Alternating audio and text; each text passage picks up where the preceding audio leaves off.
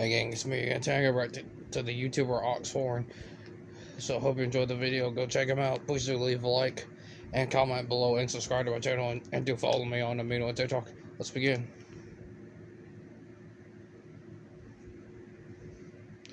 Hang on.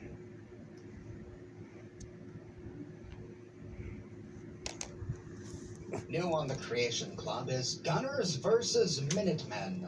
Join the fight to retake Quincy alongside the Minutemen. Features 3 unique power armor paint variants for both the Minutemen and the Gunner factions. And disclaimer, if you don't know what the Minutemen are, just Google Minutemen Revolutionary War. Selling for 600 credits. But is it worth it? Let's find out. Upon arrival in the Commonwealth, we begin the quest, War Paint. Investigate the church west of Hyde Park. Traveling southwest of Hyde Park, sure enough, we find an abandoned church. Okay, first we go to church. To be empty. But heading upstairs, asking the good Lord for forgiveness. Hallelujah. Crate. It's the corpse of Nunez, and he's dressed in Minuteman garb. Next to his body is a short automatic laser musket. Laser musket, that's new. This is an exceedingly rare item.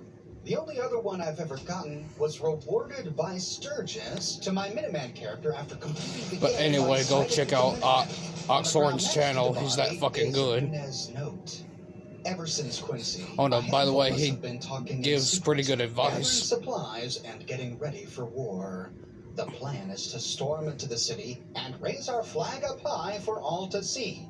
One last star-spangled screw you to the Gunners and their crew. Captain Mercer says the time to strike is now. I told him I was on my way, but if he saw an opening, not to wait up.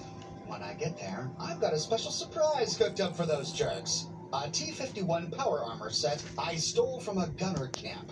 I've got it stashed away in a garage east of Hyde Park.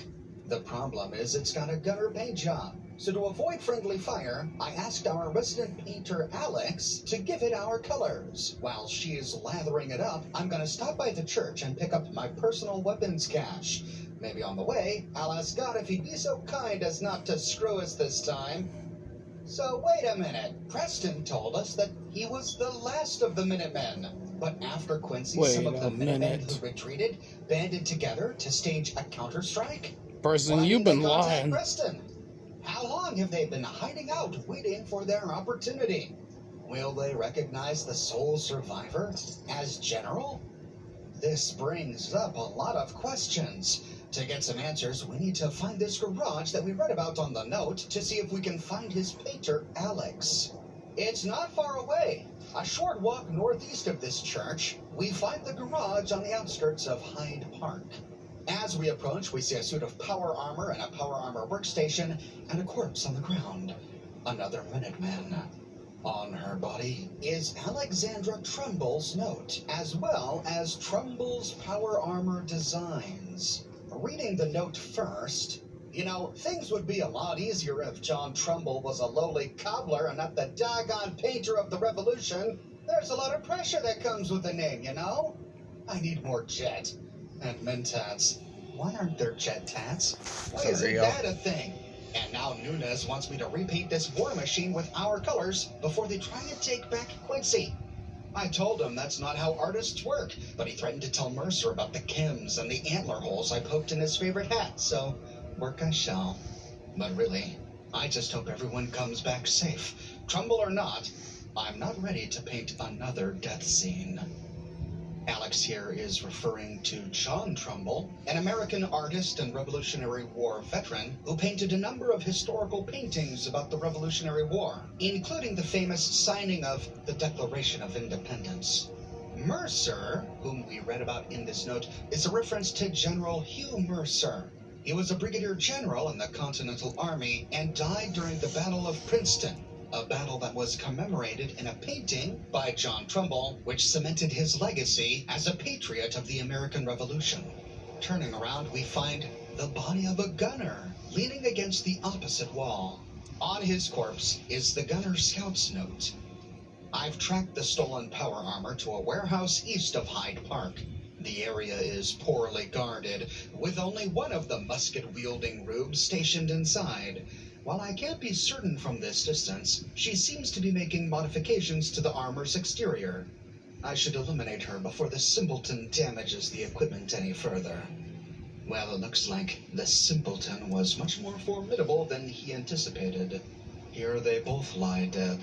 And we find the stolen power armor in the nearby power armor repair station, and it's covered with gunner insignia. On the wall, we find a Minuteman flag and a mounted Radstag head. There's the Minuteman hat with the holes poked in it that we read about, and the other head's wearing glasses. In the lockers, we find Mentats and Jet, exactly what Alex needed to work on these paint schemes. And all over the place, we find a ton of paint. This is useful as we can scrap it for oil so that we can complete the next part of the quest, which is to paint this power armor. By learning Tremble's power armor designs, we unlock 3 new Minuteman-themed power armor designs that we can access from the workbench.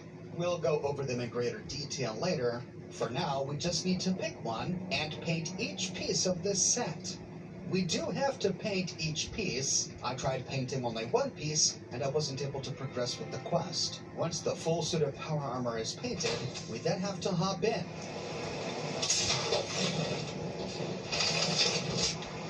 And now, we join the battle for Quincy. We don't have to do the battle in this power armor. At this point, we can hop out of it, but I chose to stay in mine. Quincy is close to this location. We can walk there by heading east, and our quest log updates long before we even reach the town. The battle commences while on the outskirts of Quincy Quarry. We have to kill the gunner commander. As we approach Quincy, we hear the sounds of battle. Racing into Quincy, we can attack.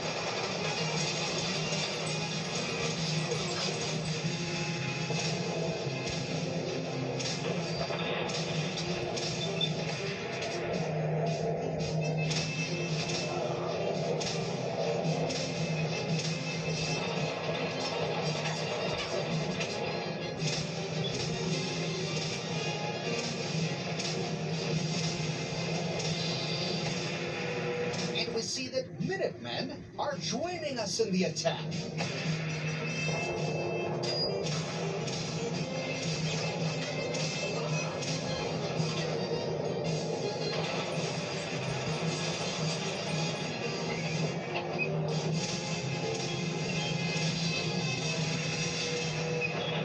The gunner commander we need to kill is on the nearby rooftops. As I've claimed every settlement for the Minutemen, I chose to take him out with some Minuteman artillery.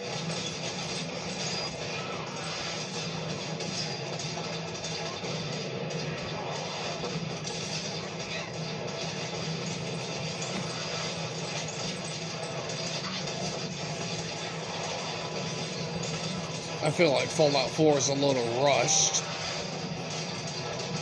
With the commander dead, we can clear the rest of the gunners in Quincy.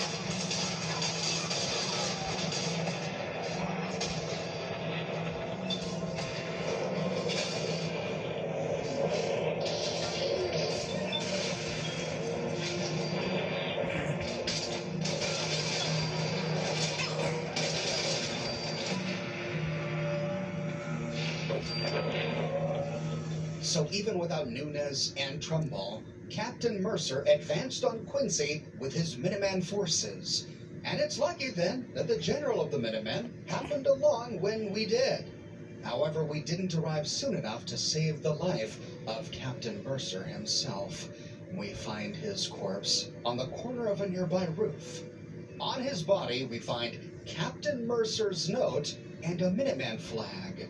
Reading the note, I warned the men it was a suicide mission, but it seems to be a consensus among the group that none of us care.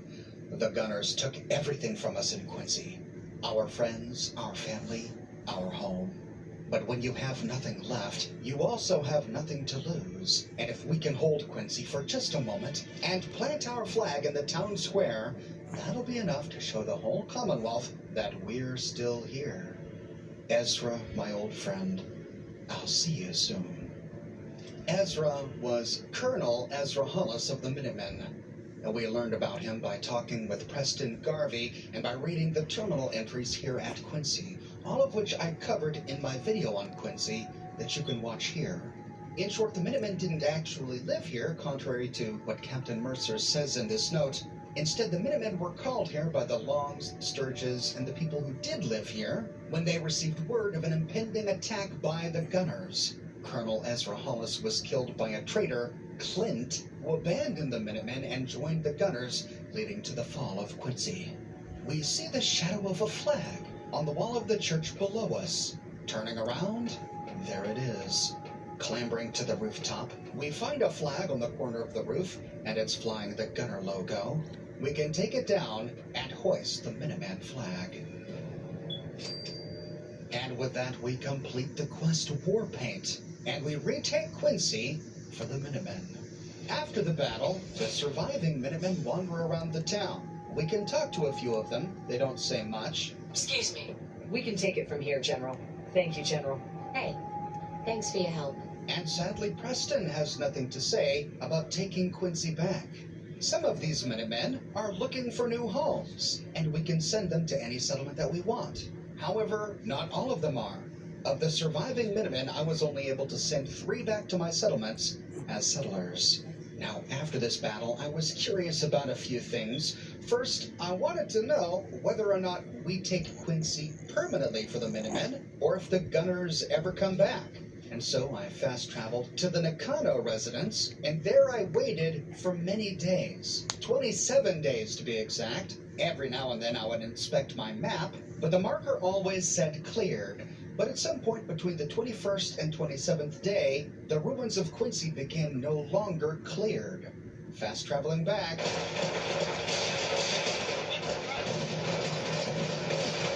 we find Gunners have repopulated Quincy. We now have to take it back again. However, we still see the Minuteman flag flying in the distance. And we are joined by the Minutemen who stayed behind. So it's essentially a repeat of the battle we just had. Second, I wanted to make sure that the creation didn't interfere with the named Gunners that are here upon our first visit. So I did this quest with a character who had never been to Quincy before, and sure enough, while the Gunners are fighting the Minutemen, we find Clint, Baker, and Tessa exactly where they were before this creation was installed. So thankfully it doesn't interfere with the characters we already find here. Back in our settlement, we can explore all of the new power armor paint schemes. We walk away with 6 new paint schemes, 3 Minutemen, and 3 Gunner paint schemes for the T-45, the T-51, the T-60, and the XO-1.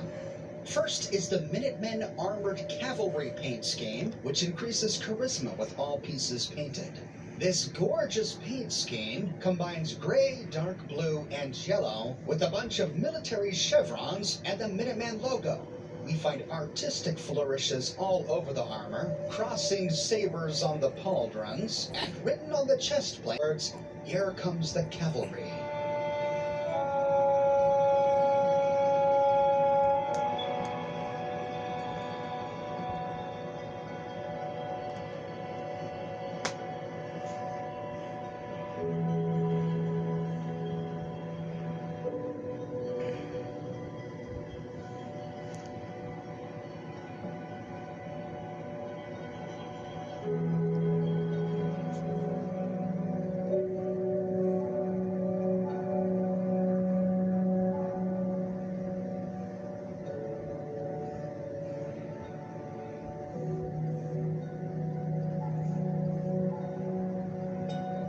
Next is the Minuteman Patriot paint scheme, which also increases charisma with all pieces painted. It's a very different paint scheme, but equally authentically Minuteman. The Patriot scheme combines the stars and stripes of the pre-war flag. It has a base color of dark blue, with red and white stripes on the pauldrons, and stars scattered across the rest of the armor. On the chest piece, we find the phrase, "For the people, by the people," painted in dark red. The color of this paint is an unfortunate choice as it makes it hard to read against the dark blue background. Still, it's a handsome paint scheme.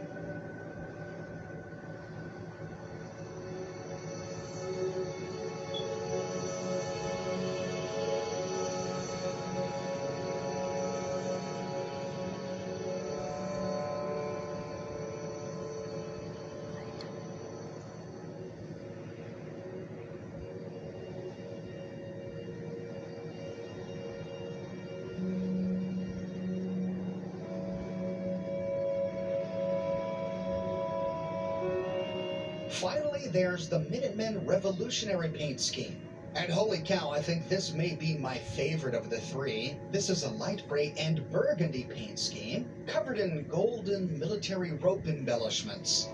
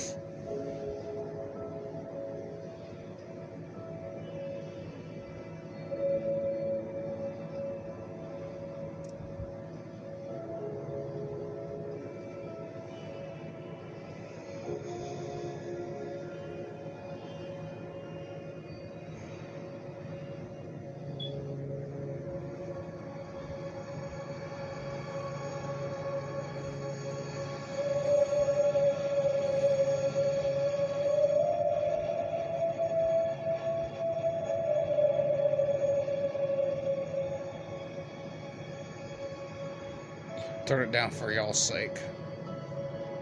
The gunner paint schemes are equally impressive. First, there's the gunner captain paint scheme, and all of these increase strength with all pieces painted. The gunner captain paint scheme combines flames, barbed wire, and skulls in a variety of ways against a dark green background. What's really cool is the barbed wire is made from bullets, and painted on the back of the helmet are the words, "I see you," with two glowing red eyes made with bullseyes.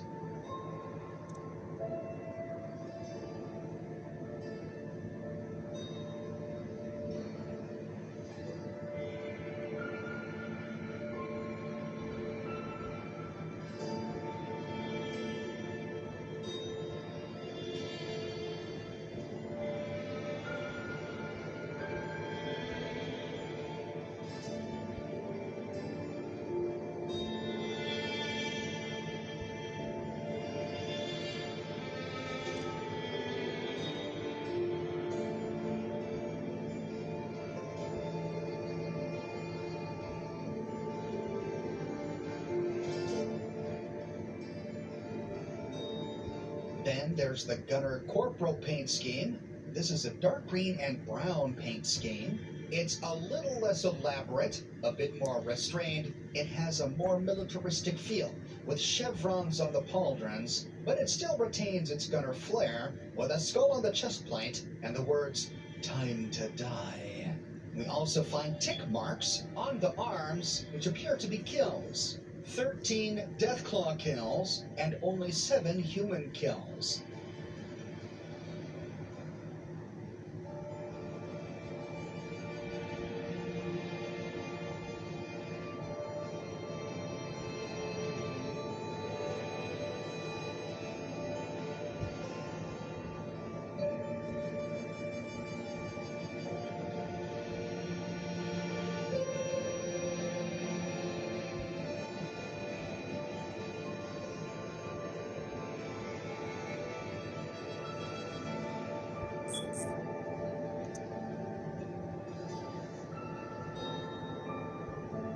Finally, there's the gunner sergeant paint. This is a light gray and light brown paint scheme, which combines the best of the previous two. We have lots of military chevrons, barbed wire on the legs, tick marks on the arms, and skulls and bullets aplenty. On the back of the helmet reads, "Don't rejoice, I'll be back for you."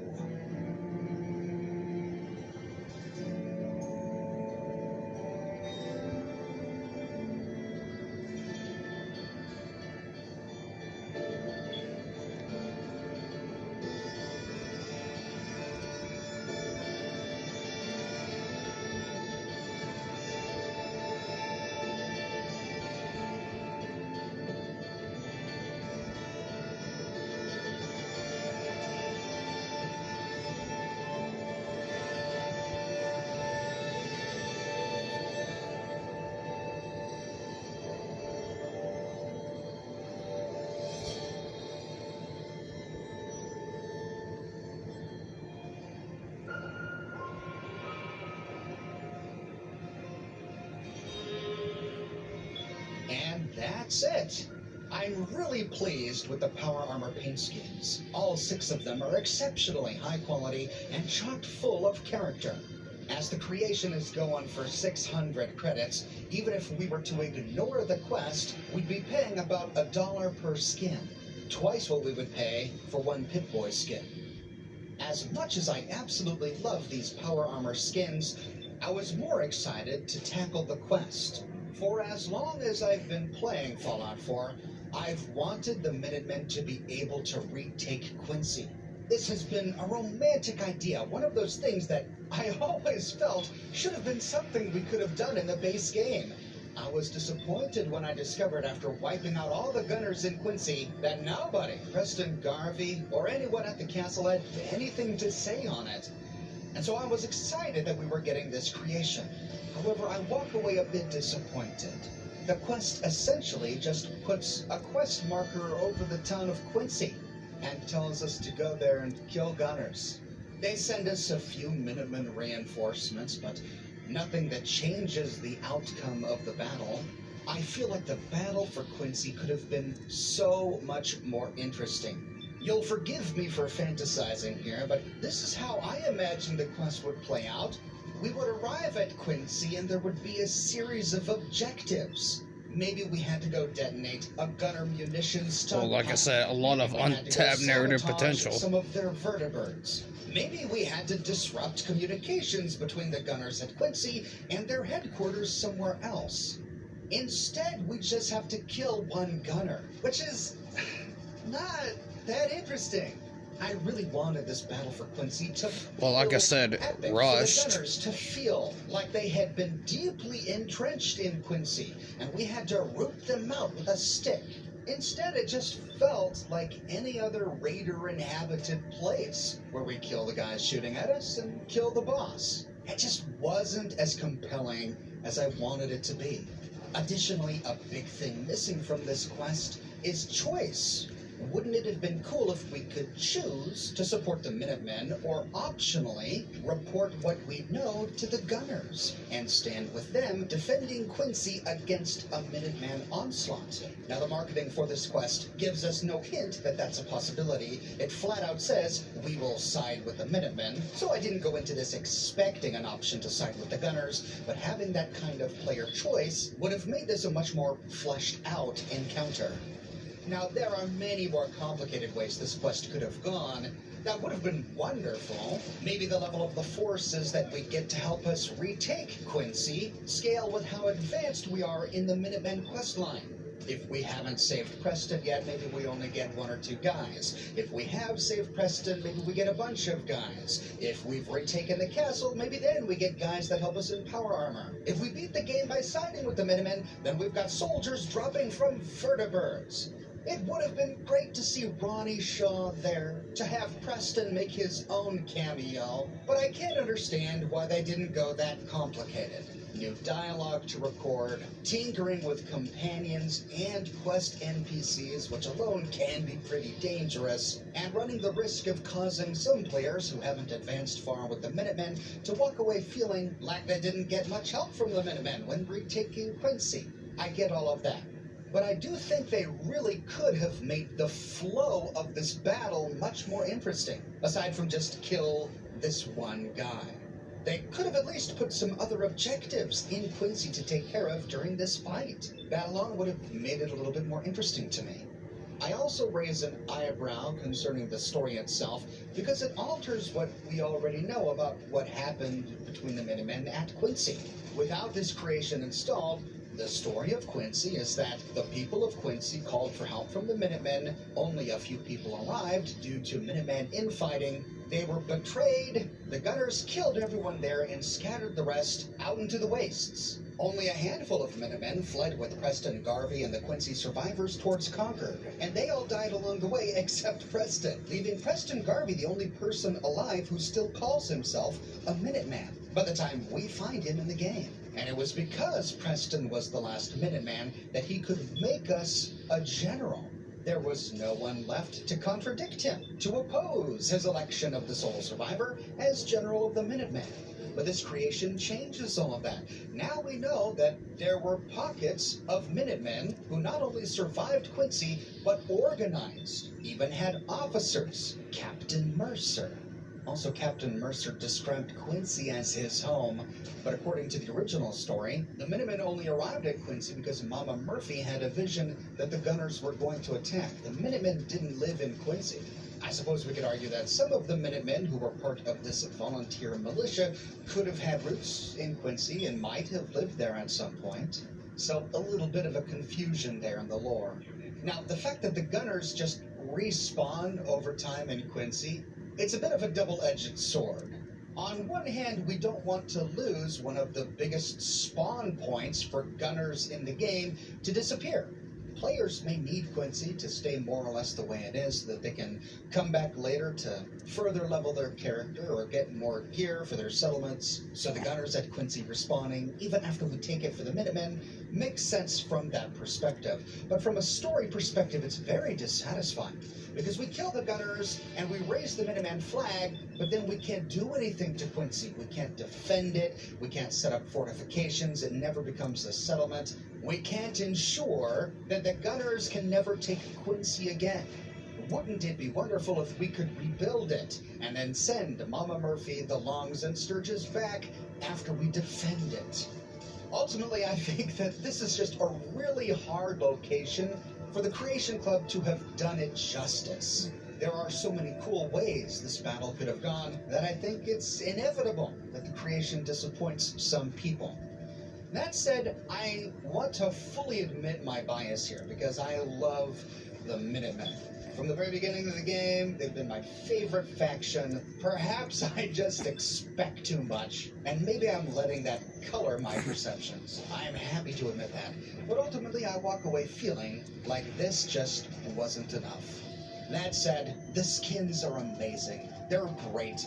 Everything about them is wonderful. So even if you just aren't thrilled with the way they resolved this battle at Quincy, it's still a great one to nab for the skins. But those are just my thoughts. I'd love to hear what you've got to say. Let me know your thoughts in the comment section below. I publish many Fallout videos each and every week here on my channel. So anyway, hope you enjoyed the video. Please do leave a like, comment below, and yes, go check out Oxhorn's channel. I do love some of his opinions. Leave a like, comment below, subscribe to my channel, follow me on TikTok. I'll see you next video.